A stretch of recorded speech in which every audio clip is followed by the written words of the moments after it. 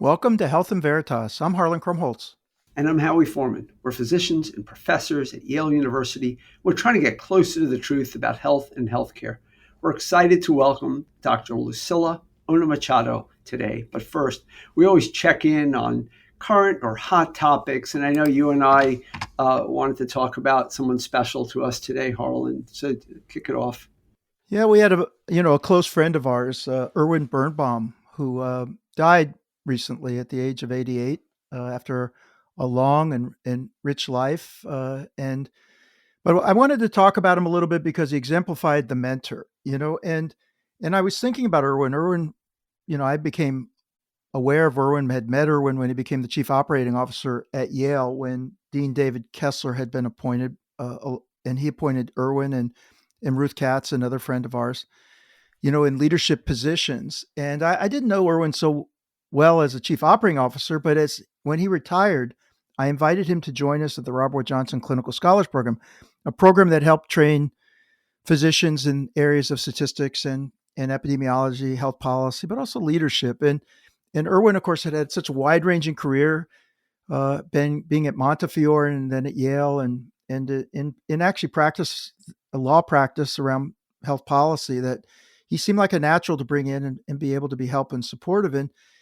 And he came in, I wanted to read kind of the words that Leslie Curry wrote to us in an email. He said he was Irwin was a fiercely optimistic soul, everyone's cheerleader. Imagine his beautiful fingerprints left on so many. And I raise it because oftentimes in academia, people are counting the number of papers or grants, or how big their groups are, or they're valuing impact in a lot of different ways. But some of the best ways to make impact, and how you're among the best at this, is on person to person relationships, and the way in which you can influence people's lives for the better because you actually care deeply about them, and are just a mensch, just a good person who seeks to help others through, what they're going through, and to make them better. And Irwin was all of that. And I don't know, I just saw it as a moment to pause about people who make impact on others in their lives and what's a life well lived. I really appreciate it because almost the opposite of your experience, Irwin was that person to me. I met him immediately upon arriving at Yale for both good and bad reasons involving my administrative role in radiology. So I got to know him immediately. My funniest anecdote with Irwin, however, is that as soon as I met him, I somehow had to tell him that he graduated with my mother from college. Um, and Irwin was about 4 years older than I am now. But to my 31-year-old self, Irwin was a much older man who would not be offended by being told that he was my mother's age. And he had never let me live that down. Every single time we met, right up until if we had a meeting a year ago, he always told people about that story. He always made me smile a little bit about that. He was a kind man. He helped me through some very stressful times early in my career. You did too, Harlan, by the way. Few people kept me at Yale during the 96 to 2001 period when my job was not fun. And Irwin was one of them. And he and I stayed in touch. He attended some of my classes during COVID by Zoom. And I love that man, and everything you said about him is true and more. And I was happy to see how many people have expressed similar opinions on social media over the last few days. Yeah, it's interesting, someone like that, just by his nature could enrich so many other people's lives. Also in this week, by the way, Howie, there was a perspective piece in the New England Journal of Medicine called "What is a Mentor" by Yes. Suzanne Coven, and I thought it was interesting. She talks about an experience that she had with, going through a period, and she sought out a dean of students that she had had, and she just talks about how, she wasn't sure whether that person would still, be open to being a mentor to her. And the person said in her piece, "Nonsense," the dean said, "Come on over." And she says, "What he said to me during our brief conversation that day changed my life." And the power of those moments, just singular moments where you can play such a key and critical role. I just wanted to read at the end of her piece because I thought it was nice. She said, you know, A good mentor makes you feel the way I felt leaving the office of my old dean nearly 40 years ago, crossing the street from medical school back to the hospital, more grounded than before we'd spoken, and also lighter than air. And I just, again, how I know you do this for so many folks, it just is probably nothing better, in what opportunities that we have to be able to do that. But I just, wanted to remember Irwin today, reflect on that. He did that for so many people, did that for all of us, and uh, and the importance of mentorship generally. Anyway, just wanted to highlight that. I really appreciate it. Okay, hey, let's get on to our interview. Dr. Lucila Ohno-Machado is the current Deputy Dean for Biomedical Informatics and Data Science at Yale Medicine, as well as the Waldemar von Zedgewitz Professor of Medicine and Biomedical Informatics and Data Science, chairing the section of Biomedical Informatics and Data Science at Yale.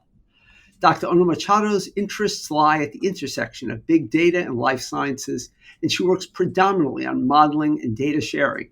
Before coming to Yale, she helped found the UCSD Health Department of Biomedical Informatics and the Halishiglu Data Science Institute at UC San Diego, and worked for Harvard and MIT in teaching roles, including as Biomedical Informatics Distinguished Chair at the Brigham and Women's Hospital in Boston. She is an elected member of the National Academy of Medicine, among many, many other accolades. She is one of the most influential biomedical informaticists in the world today.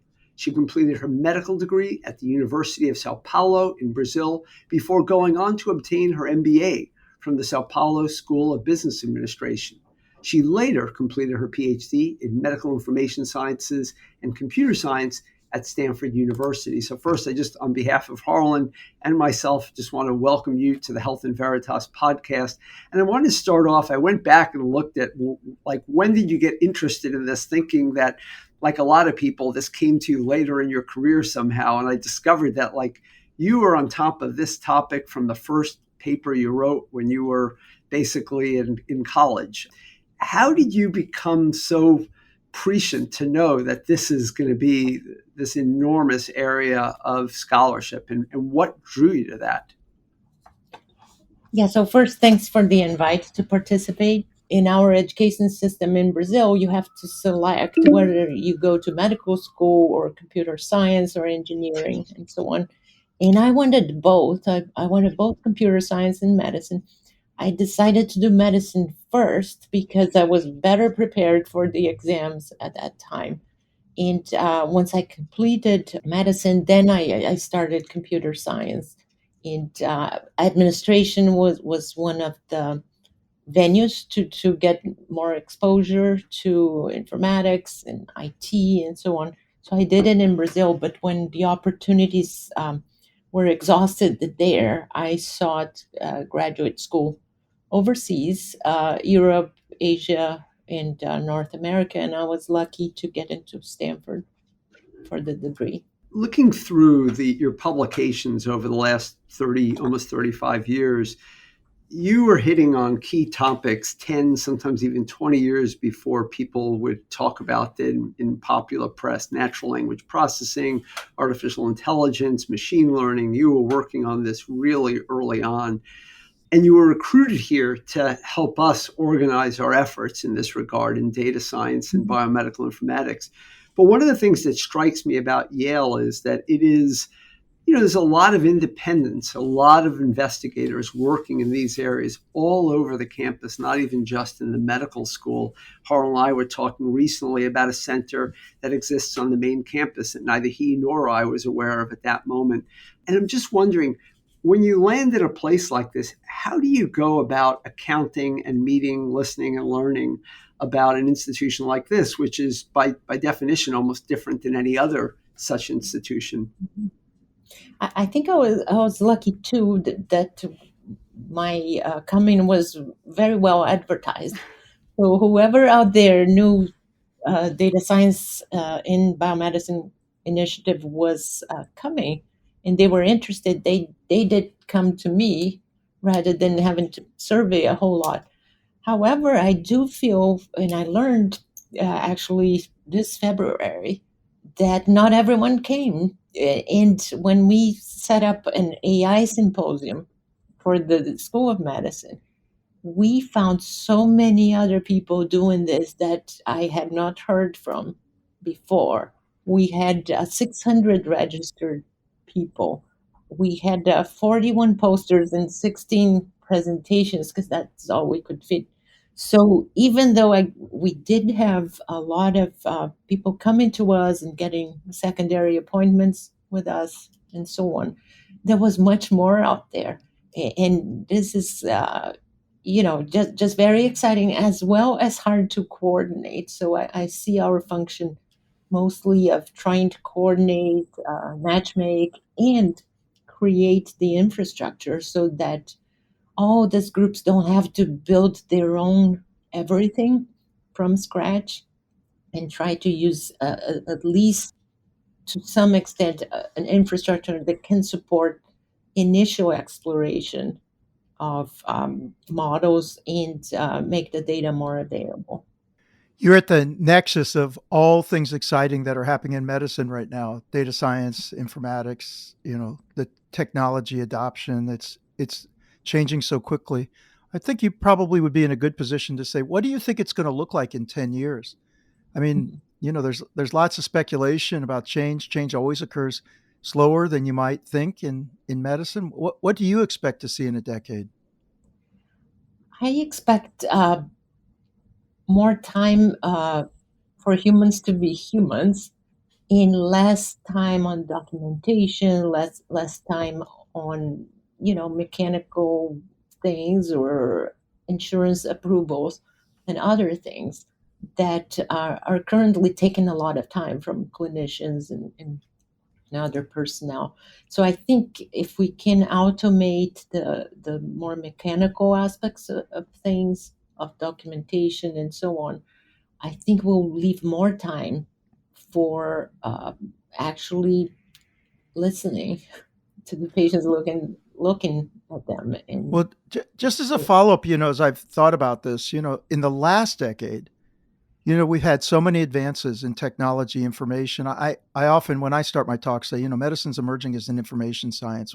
We've never had the ability to be able to access information relevant to our patients in such a streamlined fashion, and to be able to sort of be in control of what is known about a particular patient or condition, and be able to get access to that. I mean, I grew up, when we were looking at Index Medicus, these large tomes in the library, and you would flip through trying to figure out what had been published. And it was a big deal to kind of go there, would lug it around, you'd look into it. I mean, nowadays anybody can go to a computer. Our patients can go to computers to get access to this information. Juxtapose that availability with our actual outcomes that we're achieving in healthcare, which are, if anything, getting worse. Life expectancy is dropping, comorbidities increasing. On every front, we're losing ground in the United States and actually worldwide. How do you square that? Because it seems like we can do more, but we're achieving less. Mhm. I can tell you it's not because of technology. In a way, I think it could be worse if technology weren't there.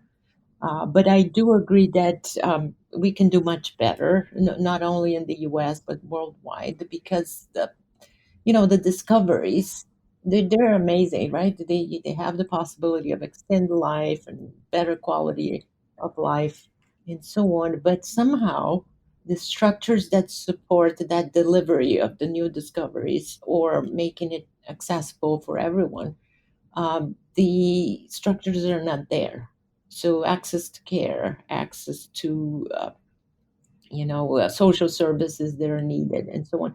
That seems to be um, kind of declining, and even recognizing the value of this other disciplines is something we need to work on.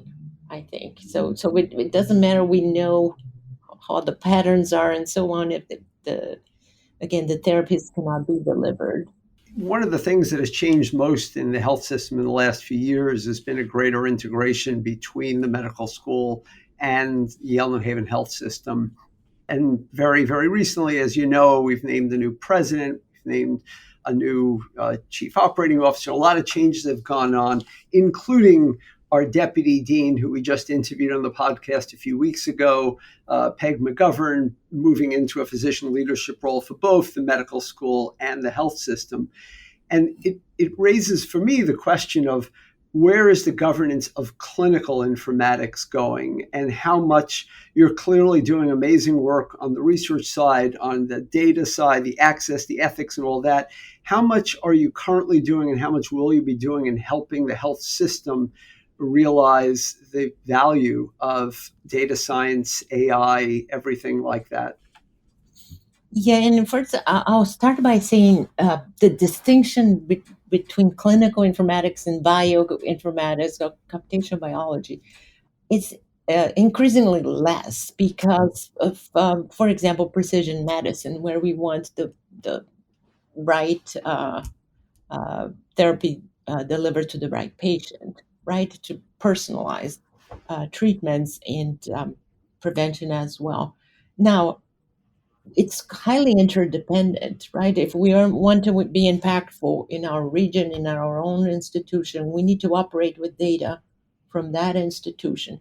We have the good fortune to have an electronic health record system that is jointly owned by the university and or the medical school and the health system, thus offering the opportunity to develop joint governance and joint data sharing, responsible data sharing, in a way that research can be done.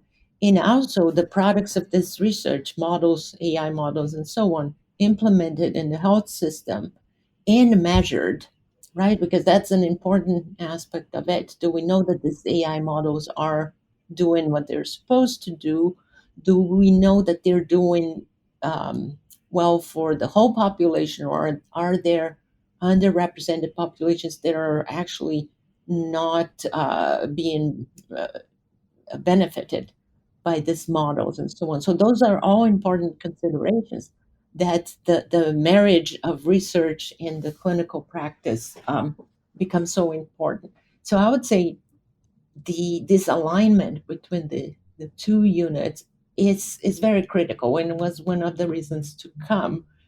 It's a very large system with a highly diverse population in which we can discover so many things and apply back.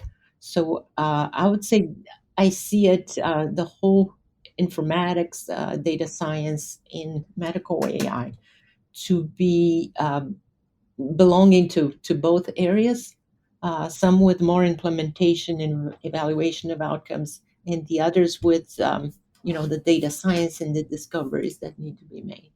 I know we're coming to the end, but I have one question around something I've been pondering for a while, and I'd be kind of curious what you think. As these capabilities increase in information science and the tools to support clinical decision making grow, what are the consequences for this, for the kind of competencies that we're seeking in clinicians? And I say this as, for example, in my field, cardiology, we're on the cusp of transforming the competency examinations, what it means to be board certified, what we expect of people. Historically, we've asked people to sit for all-day tests. We've tested their memory and their problem-solving abilities on conventional multiple-choice testing, pattern recognition. In many ways, the information science revolution is going to augment the ability of clinicians to do this without the need to having rote memorization and pattern recognition. In fact, exceed our abilities at pattern recognition largely. So do you have thoughts about, as we assess clinicians of the future for their competency, for whether or not they are qualified to be doctors, how is the capability of the information revolution influencing what you're thinking about what's going to be necessary, and how should we be assessing performance in that era? Oh, I'll give a personal opinion of that as you said, memorization and ability to arrive at the correct diagnosis given what questions you asked and what the patient tells will increasingly be automated. I no doubt about that. However, the ability to communicate back and to explain to the patient and understand the circumstances of why Even though this is the most efficacious treatment, you're not in a position to do that because you have this other circumstances. I think that will all get better.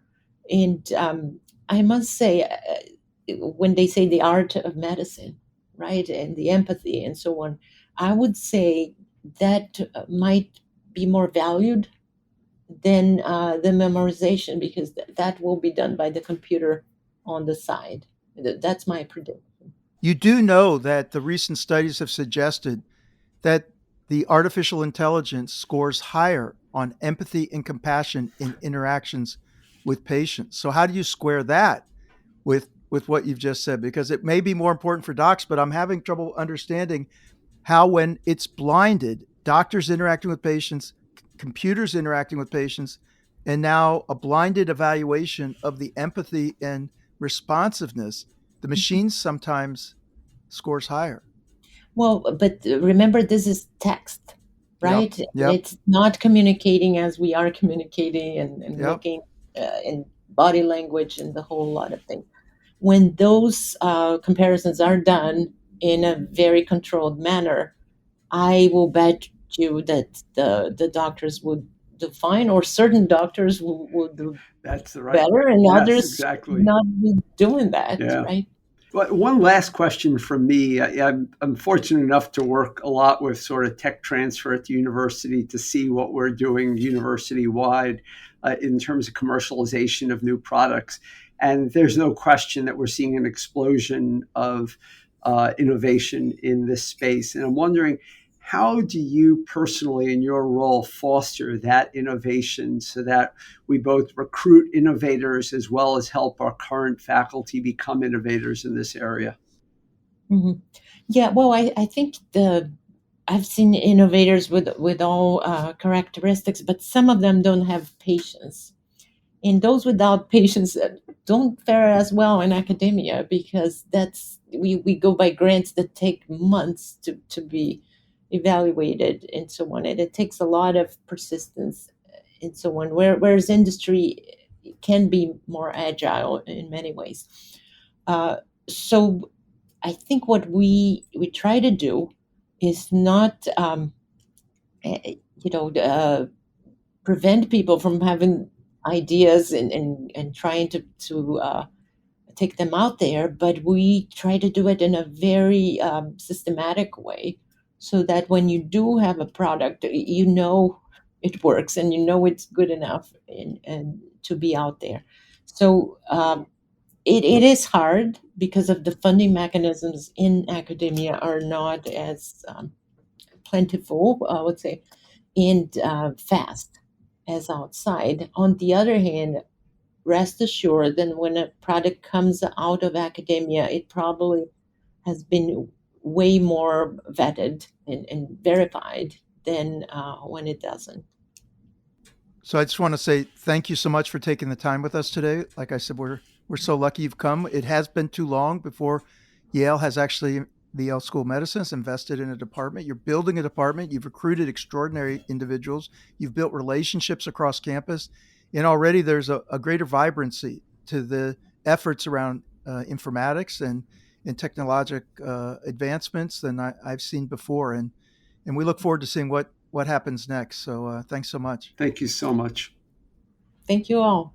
Well, that was terrific, Howie. It's nice to hear Lucila. She's she's doing so many different things. I can She tell you there are is. challenges here bringing change, but she's doing a great job. So let's get to my other favorite part of this podcast, hearing what you've got to say this week. Yeah, so back in April of last year, episode 78, we talked about vaping and lung injury, if you recall. And e cigarettes remain controversial due to the harms and particularly the explosion of use among young people, even though it's down from its peak, as we discussed. But the one use case that has been promoted as uniformly good is in helping cigarette smokers quit. And there has been some evidence published in this regard. But this week, a large randomized trial has been published that addresses the safety and effectiveness of this approach in comparison with standard of care smoking cessation efforts. So in this study, a large randomized controlled trial, there was greater smoking cessation in the e-cigarette group. In other words, 60% of those given e-cigarettes versus 40% of the control group quit smoking cigarettes, tobacco cigarettes.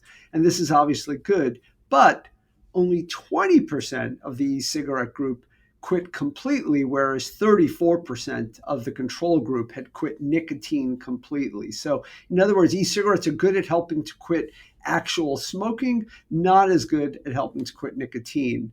Perhaps one could argue that they enable longer-term use of nicotine in those who might have otherwise wanted to just quit smoking.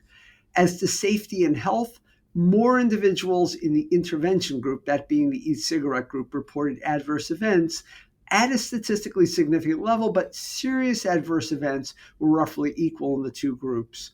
For reasons that I can't explain and the authors don't discuss, COVID occurred more commonly in the e-cigarette group.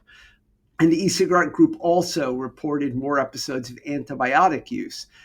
There was some slight improvement in respiratory symptoms in the e-cigarette group otherwise. So e-cigarettes in general, in most ways, are better. There are a good number of limitations to this study acknowledged by the authors, and this is true of all studies, but it does give us more information of the value of e-cigarettes in a clinical scenario, in a clinical setup. And it's a little mixed. It helps to quit cigarette use, which is great, but might be supporting the ongoing use of nicotine in some. And while vaping may be seen as just another way to smoke, it does seem, from everything we know, unquestionably a reasonable tool for caregivers to consider when helping their patients quit smoking. And this is not uniformly accepted outside. So one thing I just wanted to raise to you, Harlan, it's amazing to me how long it's taken to do this particular study and even others like it. And I wonder, we let so much research get done from an investigator-driven level. Is there a role for more government instituted research for fostering this type of research as opposed to letting investigators decide to do this research? Well, I think there could be a prioritization of research that aligns with needs regarding policy. I've felt this for a long time. That can happen because there are organic changes in society that we actually have no idea what impact they're going to have on health, to recommendations that have to be made in the moment when there's inadequate evidence, but we really need to continue to accumulate evidence in order to help us course correct as necessary. COVID pandemic, I think, indicated Exactly. that, we were doing things, but we needed to be investing in, hey, what is the value of this strategy, that strategy, as opposed to ad hoc, sort of bespoke approaches to doing research. There should be ways for us to be able to do that. In industry, of course, with A/B testing, every time they roll out something new, they've got something in the background that's evaluating things and determining what its effectiveness is. I think in the public sphere, we need to be able to do this. But you're right to point this out, Howie.